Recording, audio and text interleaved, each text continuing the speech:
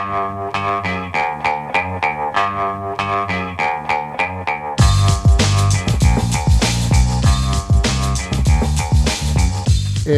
the Brian Lehrer Show on WNYC. Good morning, everyone. We'll be doing segments about Passover and Easter and the world situation this week. Passover first today because it comes first. It starts at sundown tomorrow night. Good Friday is this Friday, and Easter is this Sunday. We'll address those later in the week.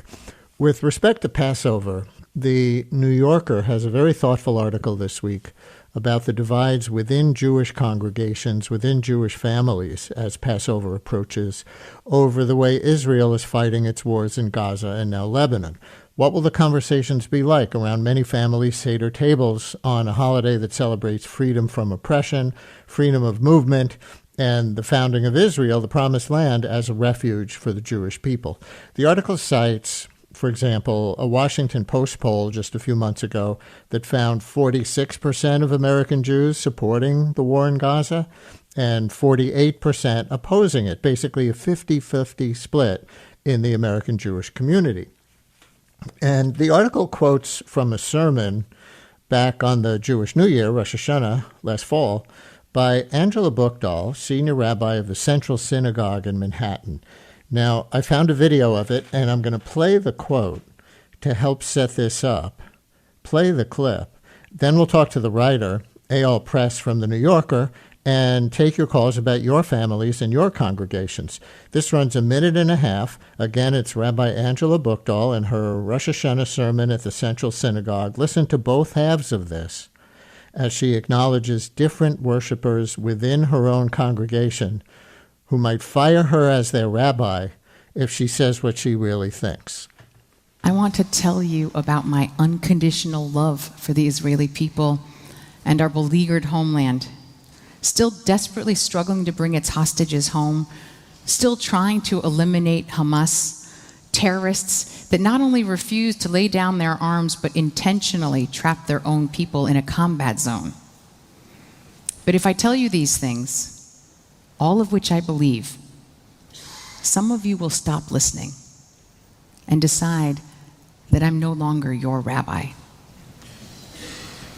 I also want to tell you how my heart breaks over the civilian deaths and tragic suffering in Gaza, the shattering destruction of Palestinian homes and cities. I want to denounce settler violence in the West Bank and the rhetoric from far-right government ministers who talk about annexation of the West Bank and expulsion of Gazans instead of ending this war and bringing our hostages home. But if I tell you these things, all of which I also believe, some of you will stop listening and decide that I'm no longer your rabbi. This Israel conversation is ripping our community apart, not just here at Central, but across the Jewish world, among friends, within families. It's been the most painful experience of my rabbinic life. Angela Buchdahl, senior rabbi of the Central Synagogue in Manhattan, in her Rosh Hashanah sermon last fall.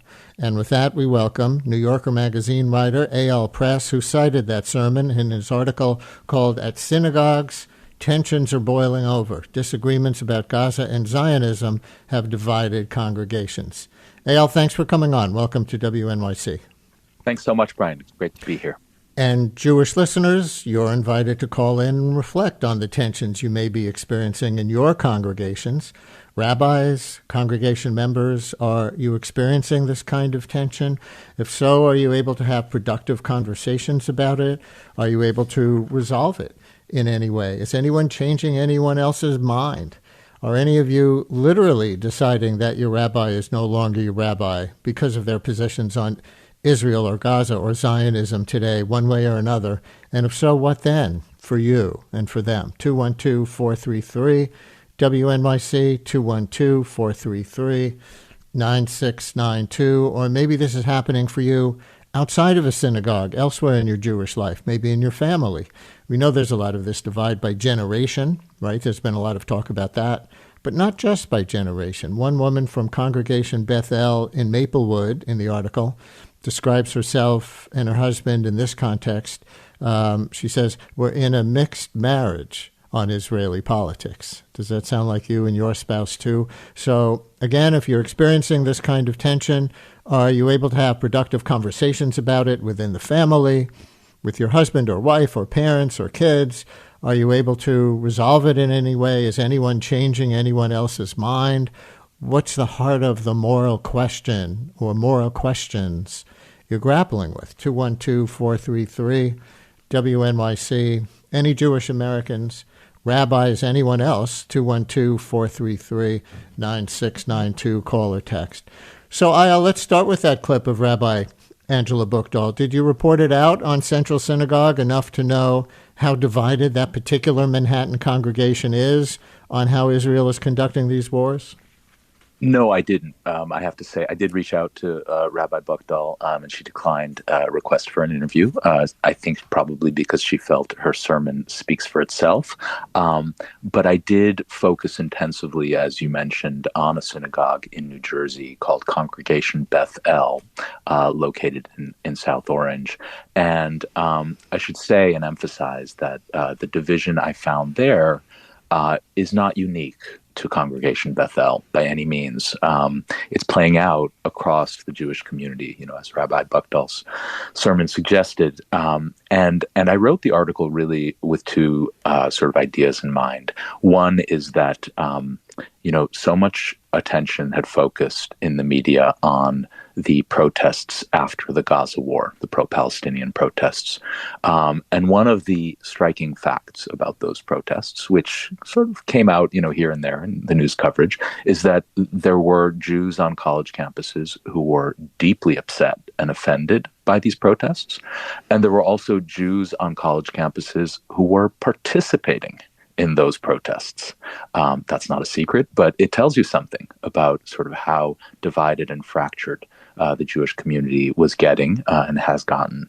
And the other reason I really wanted to delve into this is, the mistaken perception, and I think the dangerous perception, that Jews are a monolith, that they think in one, that they speak in one voice, that they all hold the same views when it comes to subjects like Israel and Zionism. That has never been true historically.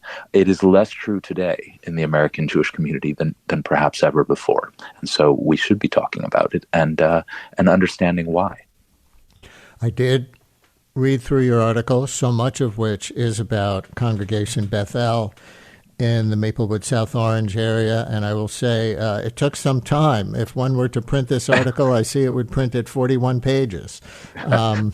And, well, for one thing, Rabbi Buchdahl didn't want to comment to you. Rabbi Buchdahl, maybe you're listening and want to call in and describe what the next steps would be after that sermon, right? Can you bring together factions of your congregation? Or maybe you've taken more of a stand on one side or another yourself. Rabbi Buchdahl, if you're listening, or any other rabbi, any other Jewish American. But on Congregation Bethel, the rabbi there, Jesse Olitsky, I think it's fair to say, based on my reading of your article, clearly took a side. And a congregation member, Nathaniel Felder, who you profile, who was protesting Israel the way it was conducting the war in Gaza, was very frustrated, even though the leadership was progressive on other things at that congregation, like ICE and immigration. So where would you start to tell the story of Congregation Bethel? Yeah, I think that captures the background well. Rabbi Olitsky, with whom I spoke, is a very progressive guy on a lot of issues, on ICE, on civil rights.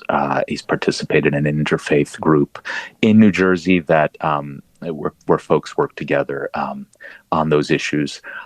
On the issue of Israel and Zionism, I think it's fair to say that after October 7th, his sense of attachment and feeling of the inclination to defend Israel and to worry about Israel and to highlight the plight of Israel intensified. and he's not alone in that. One of the sort of theses of the article is that there had been a kind of soft sort of liberal Zionism, a place where people who were slightly more conservative and slightly more liberal could meet and not necessarily argue. But that October 7th and the Gaza war has really shattered that. And you have one group that has felt a heightened attachment to Israel and a heightened sort of fear of anti-Semitism, a belief that it's worse now than it's ever been, and therefore, we need to stand with, quote unquote, our people. At the same time, you have a lot of Jews, and they're not just Jews in their 20s. They're parents, they're Jews in their 40s and 50s. They're people like Nat Felder, who were at first concerned initially, both by of course, they felt horror at the October 7th attack and sympathy for people in Israel they knew, but immediately felt concern for Israel's response, that it would be brutal, that it would be indiscriminate, that many innocent Palestinians would die and suffer. And those concerns escalated as the course of the war intensified. And Nat Felder, I opened the piece by describing the point he came to, and this was last spring when reports were surfacing that Israel was blocking humanitarian aid into Gaza. And Nat, who is someone who, has a lot of family in Israel, and his grandfather made Aliyah, left his home in Long Island, went to Beersheba, lived there for a year himself. All of this is in the piece, but he could not remain quiet when he would pass the sign in front of the synagogue that said, "We stand with Israel." And meanwhile, what he saw as a policy of starvation was unfolding, because that same grandfather taught him that the most important thing about being Judaism was adhering to certain basic moral precepts. And the most important of all was protecting human life.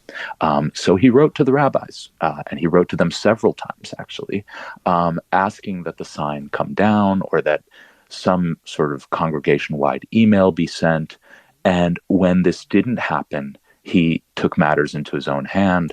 He made a sign of his own, and the sign said, "Starvation is against Jewish values. Our support of Israel cannot be unconditional."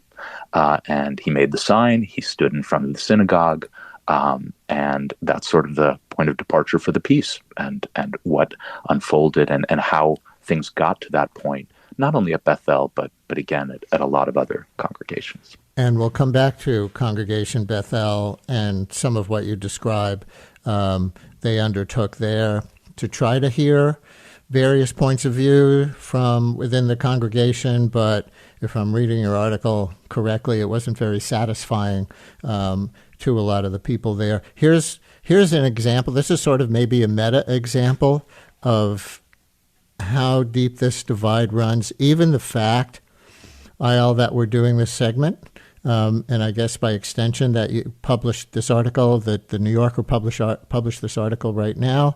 Listener wrote shortly before we went on the air, The Brian Lehrer Show, How Gaza and Zionism Are Dividing Synagogues. Great story idea, but right at the start of Passover, nasty mistake. And so even raising the topic and its relevance to this week starts to get some people ticked off. Absolutely. It's not surprising at all. But if we'd done this in the fall, people would have said, on the eve of the high holidays, how can you talk about this? And if it were neither holiday, they might say, how can you talk about this in a moment when anti-Semitism is rising? I'd refer them to some of the voices in the piece. I quote Rabbi Elliot Cosgrove at one point, and he's a sort of controversial figure in the piece because he gave a very divisive sermon criticizing Zoran Mamdani. But in the quote I mentioned in the piece, he says, his biggest concern right now are the internal divisions within the American Jewish community. And so, you can pretend they're not there. You can pretend it's never a good time to talk about them, or you can talk about why they have formed. And, I have to say I was inspired and moved by the stories shared with me by the members of this congregation, who, as you rightly note, many of them are very frustrated and have been very frustrated because they're at a synagogue where they feel that their sense of belonging is harder to feel because their perspective on the war in Gaza and on many of these issues is not represented in the same way that the other side's is. And we played that clip of Rabbi Buchdahl from Central Synagogue in Manhattan saying if she expresses one half of what she believes, some of her congregants will say, you're no longer my rabbi. And if she expresses another part of what she believes, other congregants will say, you're no longer my rabbi. Well, I think we have a call from somebody who literally did fire their rabbi and change congregations over some of this. Udi in Highland Park, you're on WNYC. Thank you so much for calling in. Hi. Hi, thank you. My wife and I were members of a conservative synagogue for 20 years, and we resigned after our rabbi gave a sermon about the destruction of Sodom and Gomorrah, and talking about how the shrieks of the people coming from the destroyed cities were the shrieks of the perpetrators, not the shrieks of victims.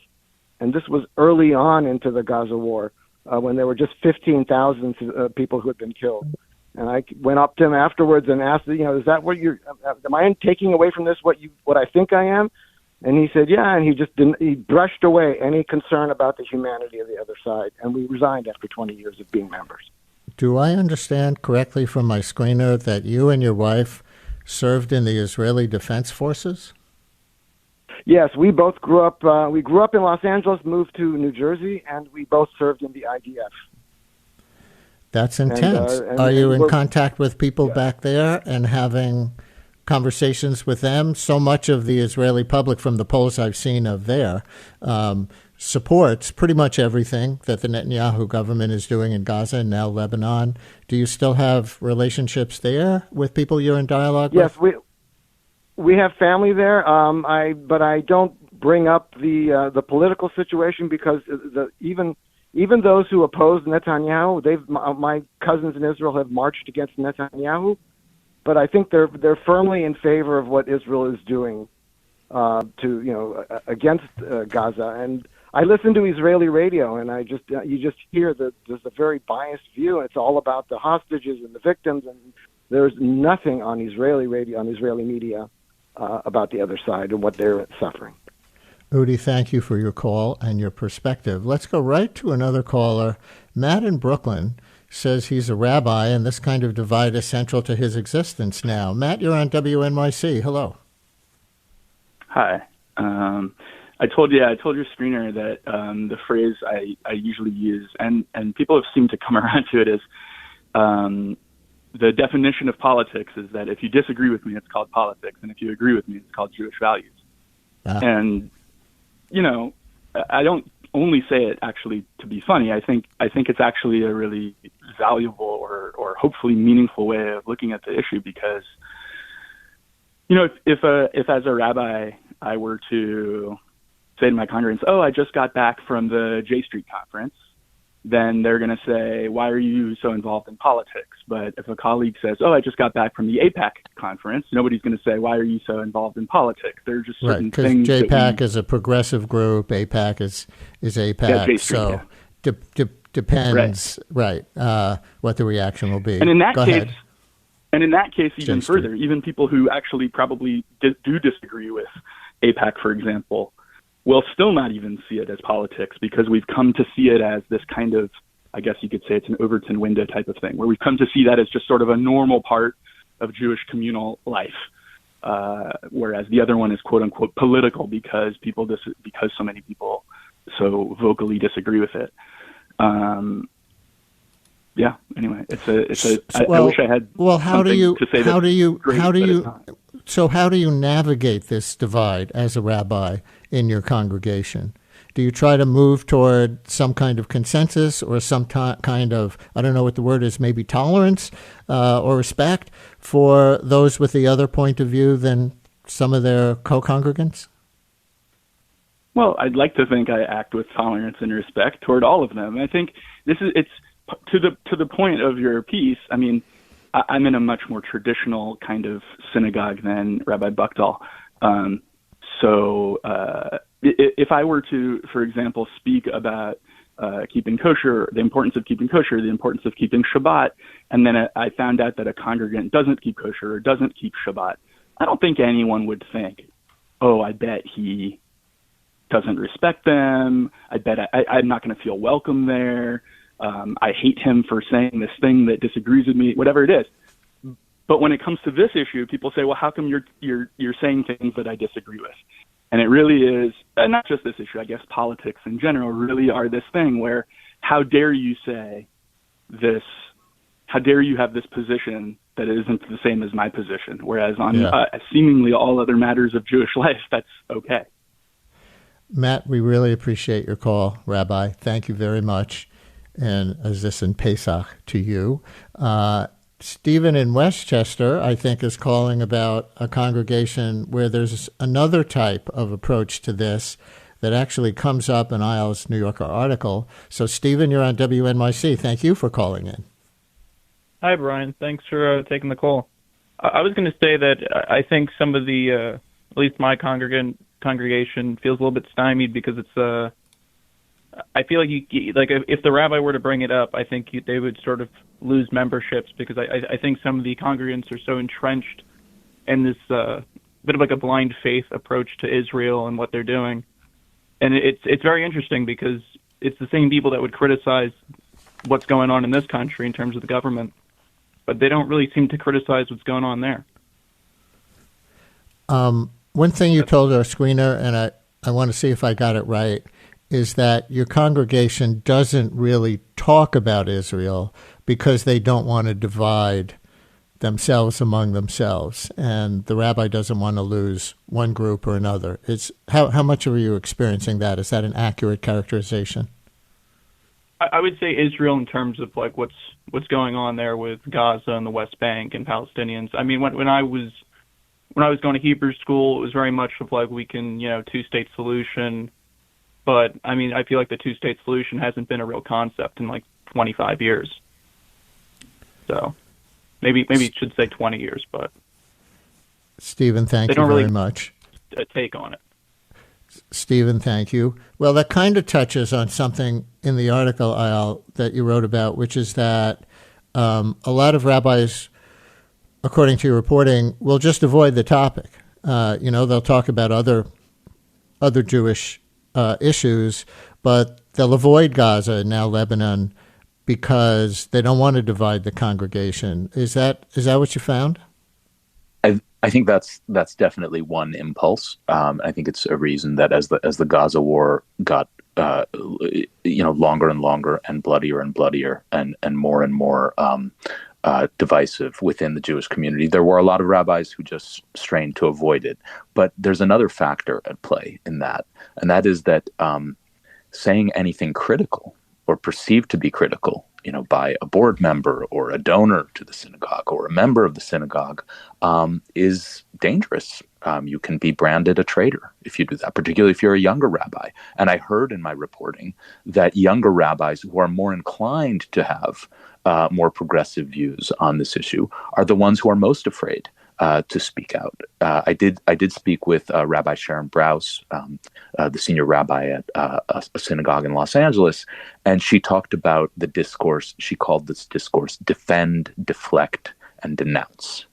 So if you dare to say anything about Israel and you're a rabbi, the folks who attack you they'll defend Israel regardless of what it's doing. Then they'll say, why are you talking about Israel? Why aren't you talking about Sudan? And then they'll denounce you as someone who's disloyal to your people. And she has been denounced in that way several times. So I think there's a great disincentive to say anything critical. At the same time, and you heard it in these calls, and I think it's a more general thing. American Jews, by and large, are liberal. They pray to, what one scholar called, the God of social justice, a God who believes in equality and tolerance. And love for Israel in the United States, which I think peaked in the 1970s and in the decades afterwards, was sort of predicated on this notion that Israel was a country that sought peace with its neighbors, that integrated women into its army, that could sort of be wedded to that progressive ideology. Well, Israel yesterday passed a law, its Knesset passed a law mandating hanging for West Bank Palestinians who will be tried in military courts. That's not consistent with progressivism. What's happening in the West Bank is not consistent with progressivism. And so the tension that I described in this article is not going to go away, and in fact will very likely intensify in the years to come, particularly among younger people. Here are two texts that just came in that kind of reflect pieces of the divide. One says, Passover is when Jews are supposed to reflect on how bitter it is to be oppressed and how important it is to struggle for freedom. It's the perfect time to talk about the plight of Palestinians in Gaza, a people held captive, starved, many of whom are refugees from their land that they were driven from within living memory. But a very different text says, I am a Jew in my 40s. I used to define myself as a moderate Zionist. After the Hamas attack on Israel on October 7, 2023, and during the subsequent war, I have become a more radical Zionist. I am also an advocate of freedom of speech and diversity of opinion. In that sense, I'm willing to tolerate the views and expressions of views of Jews which are different from mine. What I do not have patience for is when people who have opinions that are strong but uninformed. The mainstream media is not a good source of information regarding Israel, this person writes, citing New York Times, CNN, etc. People who rely on these sources to inform them about what is going on over there and then think and speak as if they are well informed do so in error. So a couple of texts that came in back to back that exemplifies what's in Eyal Press's New Yorker magazine article. After the break, we'll play a clip from a journalist guest who was on the show last week from Lebanon, who raised a specific moral issue facing Israel and its supporters, and we'll continue to invite your calls from your point of view, maybe specifically on that clip. Stay with us.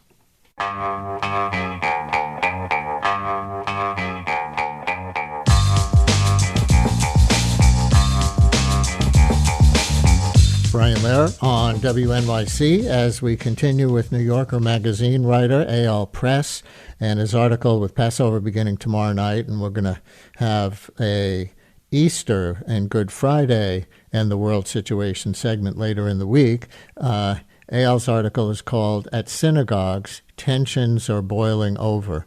And here's one source of those tensions. Last week we had journalist William Christou of The Guardian on from Lebanon, where Israel is hitting what are widely considered civilian targets because Hezbollah uses that same infrastructure as civilian non-combatant Lebanese people do, as Hezbollah plans and stages attacks on Israel from across the border. The reporter gave this example. What we're seeing in those areas, there's a widespread targeting of medics, including through the use of double tap strikes, which is when they strike somewhere, wait for paramedics to come, and then they strike the area again, hitting the paramedics in the process. And what we saw in the last war, what we saw in Gaza, is that the point of this is to make it increasingly difficult for people to stay in those areas, to clear those areas out so that Israel can fight their war easier. And human rights groups have warned against this, saying that, it amounts to forced displacement. So Jewish listeners, on that human rights group's argument as one side of it, and Israel's argument on the other side of it, that without destroying that much civilian infrastructure, even killing people in the healthcare workforce, as we just heard there, without doing that, Hezbollah will be able to keep attacking. So it's the right of self-defense. So Jewish listeners, as we discuss these divides among American Jews as we head toward Passover tomorrow night, in the context of Jewish community divides like the Washington Post poll that we mentioned at the top that found basically a 50-50 split among American Jews on whether they support the war in Gaza, what's your own answer to these moral questions? How much killing of civilians is justifiable in the context of trying to protect your community from a military foe that is real and that is attacking you from within that community? And on the Zionism question, which we'll get to in a little more depth with our guest. How much is national self-determination justifiable, even when your group has indigenous roots there, and they were persecuted for 2,000 years everywhere else they've been, if you're setting up a country without equal rights? Or any related question you want to address, and that maybe you'll bring up at your Passover Seder this week. 212-433, WNYC, call or text 212-433-9692 to the theme of Eyal's article. And Eyal, you're right that even Zionism is now being perceived differently in the Jewish community, with more of a divide. And so, for example, you give us some history, citing a broad unity among American Jews about Israel after the 1973 Yom Kippur War, surprise attack by Arab countries. Most American Jews weren't Zionists in the sense that they wanted to move to Israel, you say, but they were glad that it existed overwhelmingly. Why do you cite that particular Arab-Israeli war as having been so galvanizing, and what do you compare it to today? Well, I think it's just such a striking contrast with October 7th. So the Yom Kippur War, the surprise assault launched by Arab forces on the Jewish holiday, the holiest day on the Jewish calendar, stirs this pretty unified response in the American Jewish community that, I quote the commentary editor Norman Budhoritz, who didn't need any convincing, but he celebrates the fact that this attack has, as he says, converted, all American Jews have been converted to Zionism. Even the skeptical Orthodox Jews who thought that Zionism was a heresy were coming around. He quotes Irving Howe, the editor of Dissent, a socialist who, expressed distaste for nationalism, but admitted that he felt this astonishingly intense, feeling for Israel when the Yom Kippur War broke out.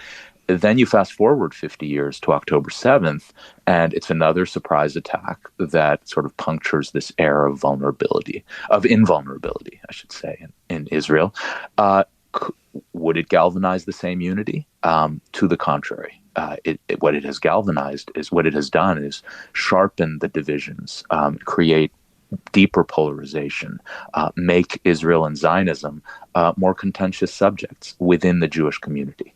And that's in part because the American Jewish community has changed. It's also because Israel has changed. And so, I think that contrast is really striking. And again, some texts coming in that are on various sides of this. If they don't want to be attacked, they should stop attacking Israel. Very simply stated. We're getting a few like that. I think in contrast to those, Helene in Brooklyn, you're on WNYC. Hello, Helene. Hi. This is just so pressing for me. I am a baby boomer, the essential baby boomer, born in 1946. To two parents who escaped from the Holocaust in 1939, from my father from Poland, my mother from Vienna, and leaving behind very, very many relatives, tens of which died. At the same time, I grew up in Brooklyn in a very progressive family. And what the Passover Seder means to me right now is talking about how to be a Jew in light of both prevalent anti-Semitism and what Jews are doing, Israelis are doing in the Gaza, destroying people. That's not the Jew that I was brought up to be. Humanism was, in fact, the core of our ideals. What I was most proud of is that my parents did not bring us up as Holocaust Jews. They brought us up with optimism in our place in the world, and we worked for all kinds of progressive things. But it's an unmixed feeling. I feel vulnerable as a Jew. I understand that the Israelis feel vulnerable. But at the same time, I don't support what the Israelis have done during this war in Gaza, and also have been much more informed in my later years about what the Jews did to take over the land of Israel and how much destruction and death and extrusion occurred. So none of this is an easy resolution, but certainly I don't take offense that the New Yorker article was written at this time. I can't think of a more important time for Jews and everybody to sit and talk about what is it that we want? What can we accomplish? Who are we? Those are the most important questions.